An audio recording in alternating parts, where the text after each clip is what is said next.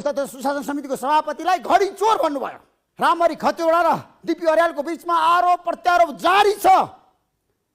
DP अर्यालले साँच्चीकै visit भिसामा Japan मान्छे पठाएको हो कि होइन? उहाँले नेतृत्व गरेको ट्राभल्सले साँच्चीकै भिजिट भिसामा मान्छे कुन कुन देश पठायो? रामहरि खतिवडाको भनाइ छ धेरै ठाउँमा पठायो। रामहरि खतिवडाले पोल खोल्नुभयो। डिपी अर्यालको आज डिपी अर्याल जाइलाग्नु भएको छ। रामहरि खतिवडाको उहाँले पोल खोलिदिनु भएको छ। घडीदेखि उहाँ श्रम मन्त्री हुँदाखेरि बलबहादुर राईको उहाँ निकट भएर काम गर्नुभयो। त्यतिखेरदेखि अहिलेसम्म भएका सबै कुरा उहाँले गरेको रामहरि खतिवडाले कृत्य गरेको भनेर आज उहाँले संसदमा बताउनु भयो। र उहाँले त आज रामहरि खतिवडाले नेपाली काङ्ग्रेसको नेतालाई राज्य व्यवस्था तथा सुशासन समितिको सभापतिलाई घडी चोर भन्नुभयो अनि त्यसको प्रतिवाद गर्नुभयो रामहरि खतिवडाले। यस्तो अवस्था छ।